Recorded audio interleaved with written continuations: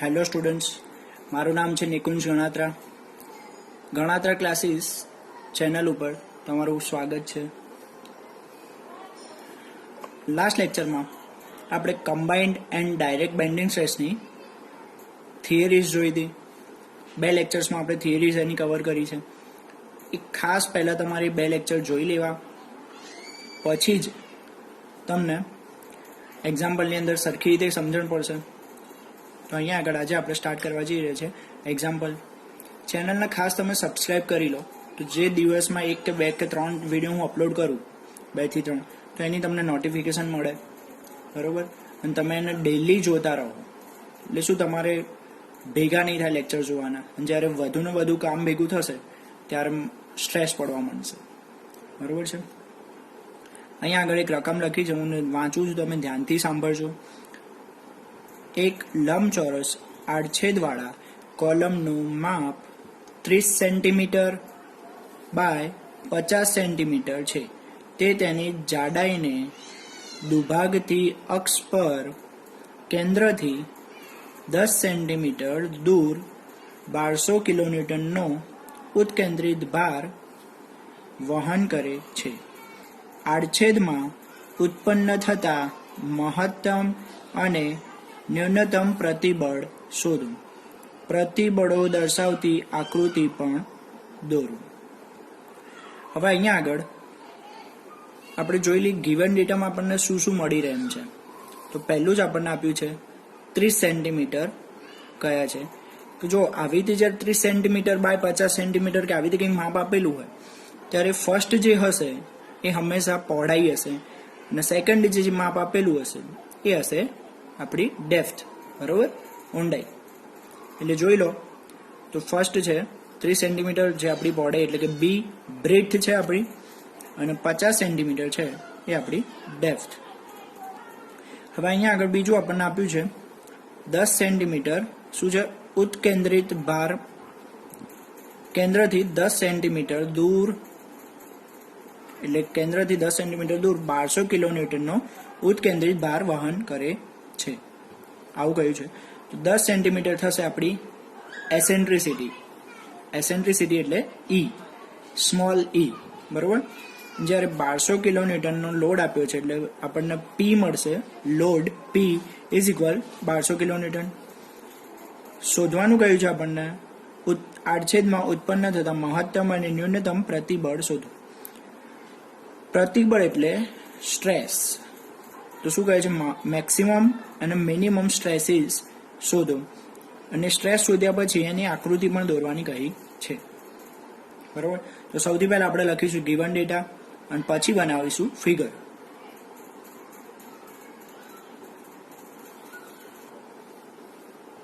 અહીંયા મેં given data લખી દીધા છે અને ફિગર પણ સાથે બનાવી લીધી છે.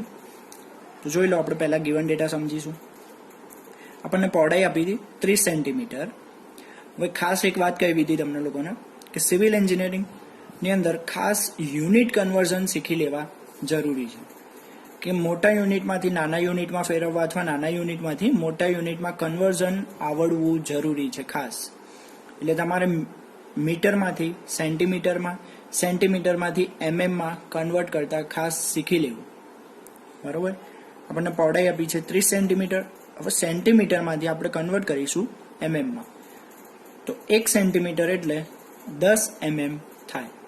તો બરાબર, જે પણ આપણને વેલ્યુ આપી છે એના મલ્ટીપ્લાયમાં 10 આન્સર લાવી અને પાછળ લખી દો mm.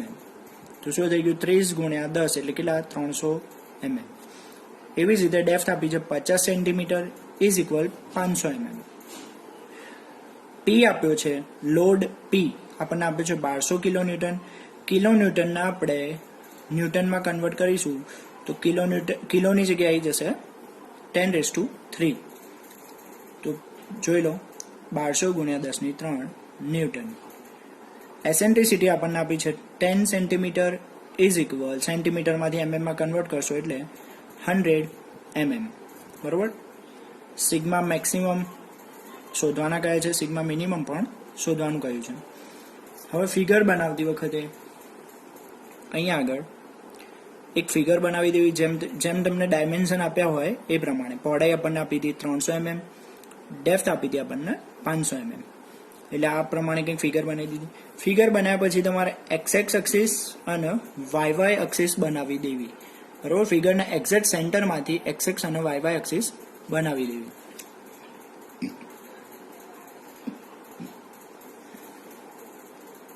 હવે તમને કહ્યું છે રકમમાં, તે તેની જાડાઈને દુભાગતી અક્ષ પર કેન્દ્રથી 10 સેન્ટીમીટર દૂર 1200 કિલોન્યુટનનો ઉત્કેન્દ્રિત ભાર વહન કરે છે. તો અહીંયા આગળ આ થશે આપણી જાડાઈ, બરોબર. જાડાઈને દુભાગતી અક્ષ એટલે કઈ? Y axis. વાય એક્સિસ ઉપર કેન્દ્રથી 10 સેન્ટીમીટર દૂર એસેન્ટ્રિક લોડ, બરોબર. એસેન્ટ્રિક લોડ પી 1200 કિલોન્યુટન વહન કરે છે એવું કહ્યું છે, બરોબર. તો ફિગર આવી રીતે બનશે. ખાસ ધ્યાન આપવું, લાઈન ટુ લાઈન વાંચીને એના ઉપર એક એક સ્ટેપ આપણે આગળ વધવું, બરોબર. હવે આપણે સિગ્મા મેક્સ અને સિગ્મા મિનિમમ કેલ્ક્યુલેટ કરીશું. હવે અહીંયા આપણે સિગ્મા મેક્સ શોધવાનું સ્ટાર્ટ કરીશું. સિગ્મા મેક્સનું ઇક્વેશન હતું sigma naught plus sigma B. Sigma naught is equal P upon A plus M upon Z. P upon A plus, હવે એમ અહીંયા શું હતું? મોમેન્ટ. તો મોમેન્ટની અંદર પી ઇન્ટુ ઈ. આવું મેં તમને ગયા લેક્ચરમાં સમજાવ્યું હતું થિયરીની અંદર. અને ઝેડ એઝ ઇટ ઇઝ.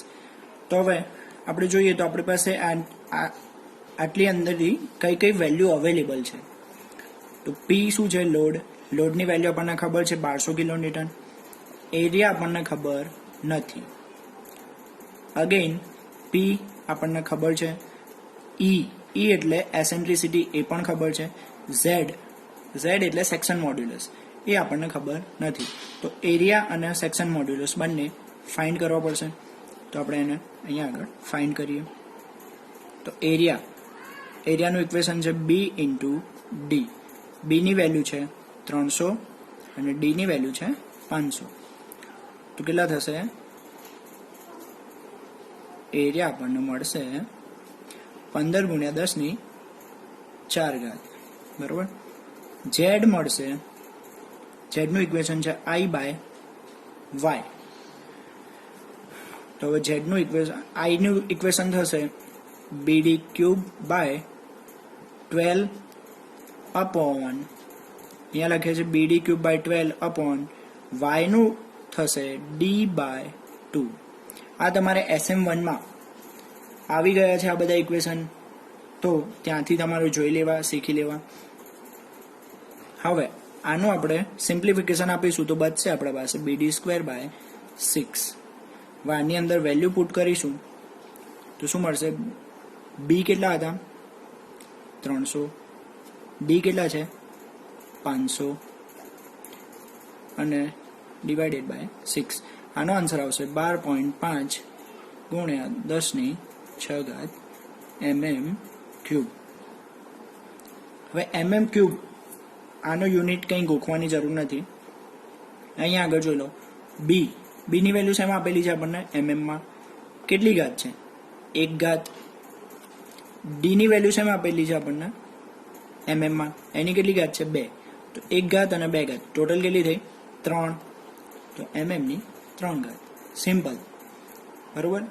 દરેક ઇક્વેશનની અંદર આવી રીતે જ બને યુનિટ, અને યુનિટ ખાસ લખવા જરૂરી છે, બરોબર. તો હવે સિગ્મા મેક્સ એની અંદર આપણે ઇક્વેશનની અંદર વેલ્યુ પુટ કરી દઈએ. આવું ઇક્વેશન હતું આપણા પાસે. તો પી ની value 1200 × 10⁻³ newton upon area plus 1200 × 10⁻³ એસેન્ટ્રિસિટી આપણને આપેલી છે 100. ઝેડની વેલ્યુ આપણને મળી 12.5 × 10⁶. હવે આનું પહેલાં આ ટર્મનું પછી આ ટર્મનું ઇન્ડિવિડ્યુઅલ કેલ્ક્યુલેશન કરવાનું છે તમારે અને અહીંયા લખવાનું છે, પછી આપણે એનો સરવાળો કરીશું, બરાબર. તો આનો આન્સર આવશે સિમ્પ્લિફિકેશન આપ્યા પછી 8 અને આનો આન્સર આવશે 9.6.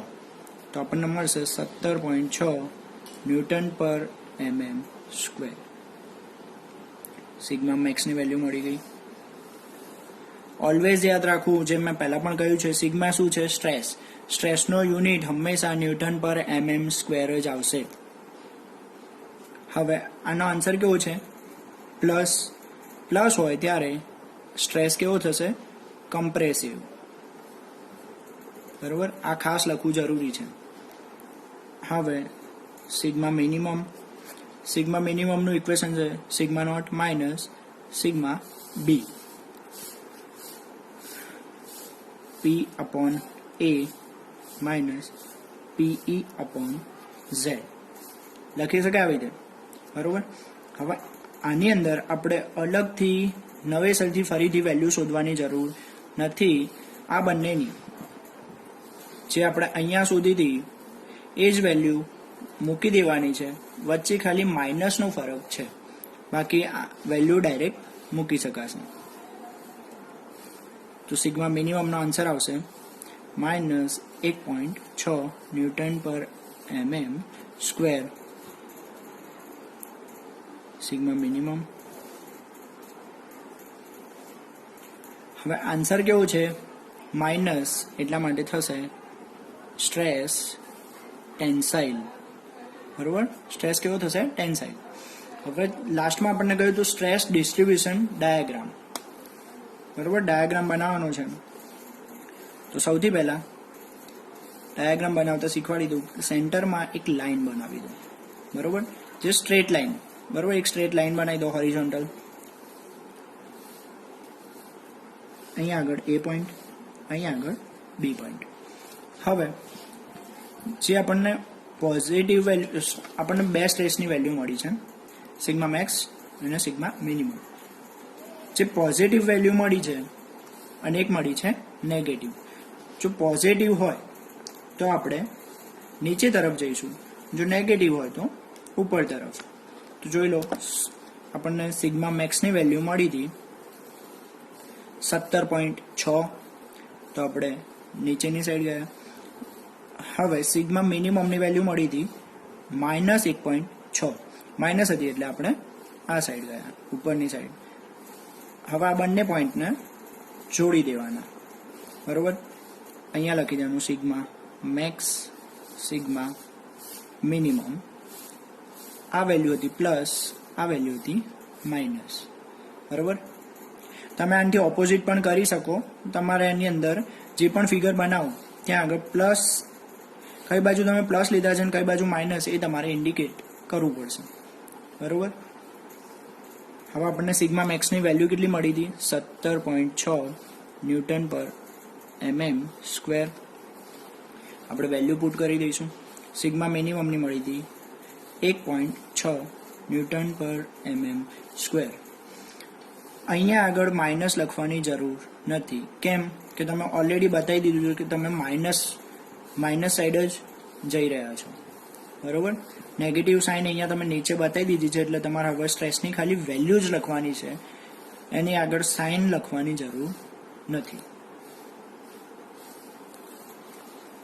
નીચે ખાસ નામ આપી દેવાનું ફિગરનું, stress distribution diagram. Stress distribution diagram. અહીંયા આપણો એક્ઝામ્પલ કમ્પ્લીટ થાય છે. નેક્સ્ટ લેક્ચરમાં આપણે આનાથી વિશેષ કોઈ, જેમ કે અત્યારે રેક્ટેન્ગ્યુલર કોલમ હતો, આવતી વખતે આપણે સર્ક્યુલર કોલમ હોય કે પછી કોઈ પણ ટ્વિસ્ટ આવતા હશે રકમની અંદર, તો એવા એક્ઝામ્પલ 4 થી 5 એક્ઝામ્પલ ટોટલ ગણાવીશું આપણે. અને તમારા બધા જ એક્ઝામ્પલની અંદર કોઈ પણ ડાઉટ હશે તો એ બધી જાતના ડાઉટ્સ ક્લિયર કરાવી દઈશું.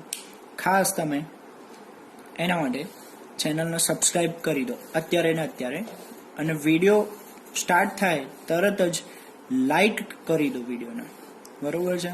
એક લાઈક કરશો તો અમને એવું લાગશે કે તમારા તરફથી કોઈ રિસ્પોન્સ આવી રહ્યો છે, બરોબર છે. બીજું કે તમને કોઈ અત્યારના આ લેક્ચરમાં કોઈ પણ ડાઉટ રહી જાય, એક્ઝામ્પલ મેં કેલ્ક્યુલેટ કરાવ્યો એમાં કોઈ પણ ડાઉટ હોય તો તમે કમેન્ટ કરી શકો છો. મારો નંબર પણ શરૂઆતમાં આવે જ છે, તમે મને વોટ્સએપ પર મેસેજ પણ કરી શકો છો. Okay, good bye.